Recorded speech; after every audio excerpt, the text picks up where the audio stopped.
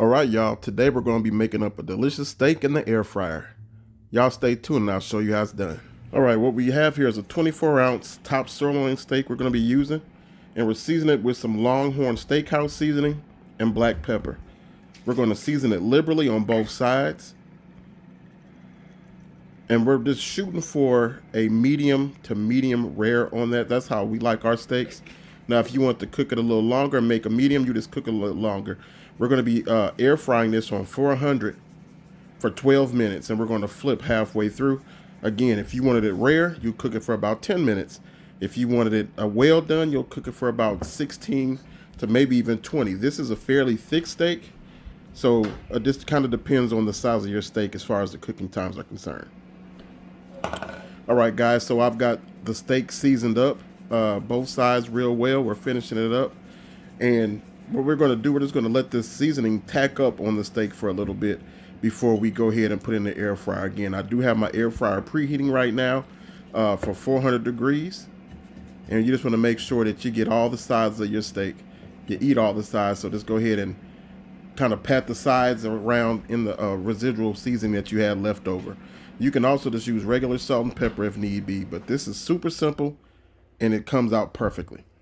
So again, I have my air fryer 400 degrees. It's preheated. It's all hot and ready to go.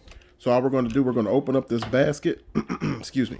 I'm going to spray it down with a little bit of cooking spray, and we're going to put our steak directly into the basket.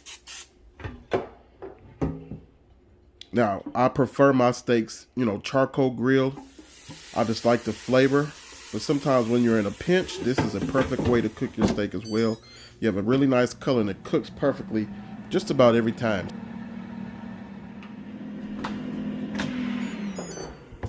All right, family, so it's been 6 minutes now, and it's time to go ahead and flip our steak over. You can see how it's getting a really nice color to it now, and it's cooking up really well, but we have a ways to go.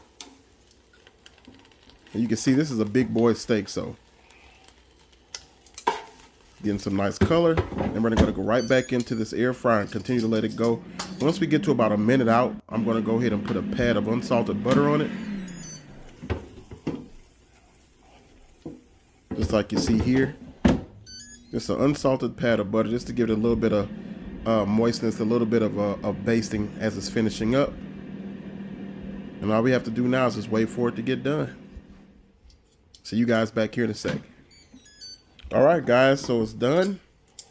It's been 12 minutes, and the steak is cooked beautifully. You can see that butter is just about melted on it, and we're just going to pull it out. We are going to let this steak rest for about 5 minutes. You don't want to cut directly into your steak, otherwise you'll have those good juices pouring out that are vital to a good, tender, and juicy steak.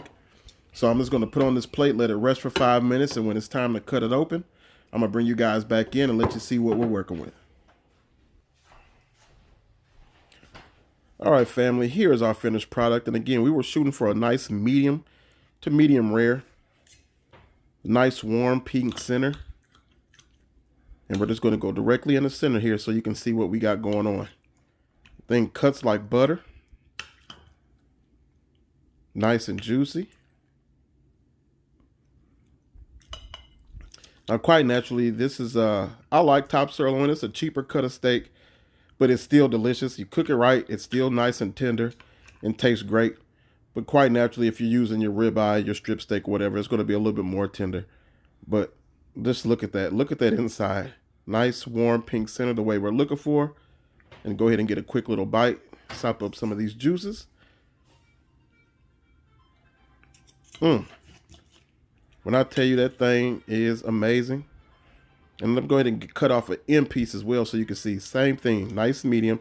Now this is a little bit closer to a solid medium as opposed to a medium rare that we have in the center. But that's to be expected as with a steak. So I hope you guys enjoyed it. Everything turned out perfectly.